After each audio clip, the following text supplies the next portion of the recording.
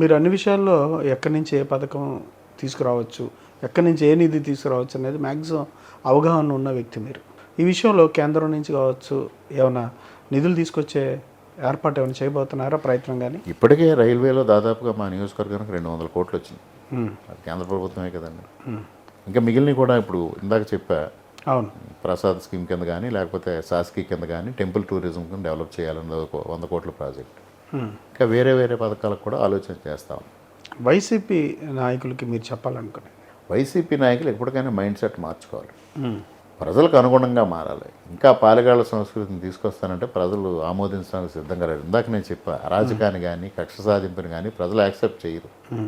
ఇంకా వాళ్ళ ధోరణి మార్చుకోవాలి. ప్రతిపక్షంలో ఉండగా కూడా ఇవాళ బంగారుపాళ్యంలో కానీ సత్తెనపల్లిలో కానీ మిగిలిన చోట్ల కానీ వ్యవహరించిన విధానం ఏ విధంగా ఉందండి?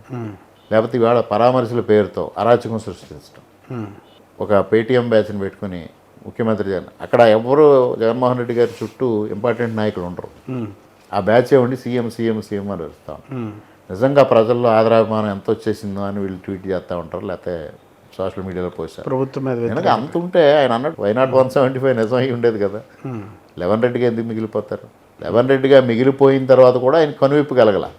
ఇది నా తప్పు కాదు, ఈవీఎంఎల్ తప్పు అని మా సూర్యనారాయణ రెడ్డి గారు అలా మాట్లాడతారు, జగన్మోహన్ రెడ్డి గారు అలా మాట్లాడతారు. సూర్యనారాయణ రెడ్డి గారి విమర్శల్లో అంటే ఏ విమర్శనైనా మనం దాని మీద కొంచెం ఆలోచన చేయాలి, ఎంతవరకు దాంట్లో నిజం ఉన్నది అనేది మీరు ఆలోచించాలి.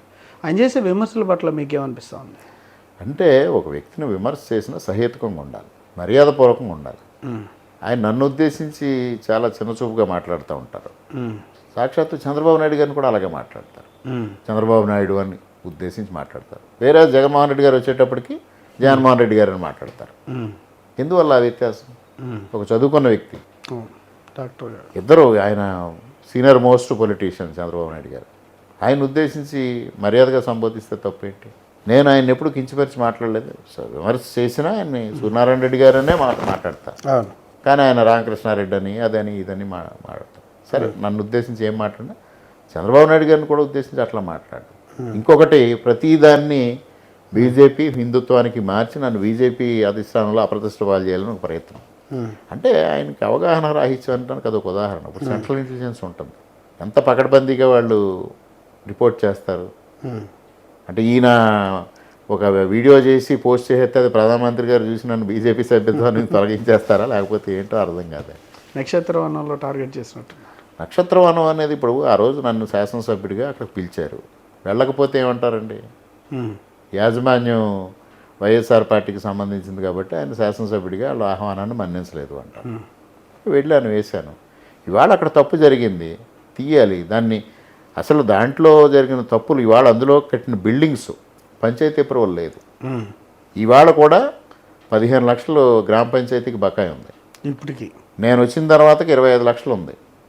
25 లక్షలు ఉంటే నోటీసులు పంపిస్తే ఏదో కట్టారు, మరలా ఇవాళకి 15 లక్షలు వచ్చింది. బకాయిలు దాన్ని యాక్సెప్ట్ చేస్తున్నాం. అనుమతులు లేకుండా దాంట్లో భవనాలు కట్టారు. ఇవాళ ప్రైవేటీకరణ ఏం చేస్తారండి? ఈయనేమో పీపీపీ మోడల్ గురించి మాట్లాడేటప్పుడు విద్యా వైద్యం ప్రైవేటీకరణ కాకూడదని మాట్లాడతారు. ఆయన ప్రైవేట్ వైద్యుడా ప్రభుత్వ వైద్యుడా? ఆయన కొడుకు ప్రైవేట్ వైద్యుడా ప్రభుత్వ వైద్యుడా? ఇది సహకార వ్యవస్థ ద్వారా నిర్మాణమైన కాలేజీని తీసుకెళ్ళి ప్రైవేటీకరణ చేశారు. ఏ విధంగా చేశారు? దాంట్లో ఎమ్మెల్సీ ఫండ్స్ నుంచి ఎంపీ ఫండ్స్ నుంచి కూడా కట్టిన బిల్డింగ్స్ ఉన్నాయి. ఇవన్నీ ప్రభుత్వంతో కట్టించి దాన్ని ప్రైవేట్ వ్యక్తులకు అప్పచెప్పడం ఎంతవరకు సమంజసం? ఇవన్నీ ప్రశ్నలు ఉత్పన్నం అవుతా ఉన్నాయి. ఈ అంశాలన్నిటి మీద నియోజకవర్గంలో చర్చ పెడుతున్నారు. తప్పనిసరిగానండి, ప్రతి ఒక్కరికి దానిపైన ఆవేదన ఉంది. ఎంతోమంది రైతులు త్యాగఫలితంగా వచ్చిన వ్యవస్థని వీళ్ళు పార్టీకి వాడుకుంటా ఉన్నారు, ఫలాలు వీళ్ళు అనుభవిస్తూ ఉన్నారని ప్రజల్లో ఎప్పటి నుంచో ఉంది ఆవేదన. నేను ఆ విషయాన్ని ప్రతిపక్షంలో ఉండగా లేవనెత్తినప్పుడే ప్రజలందరూ దానిపైన చర్చించారు.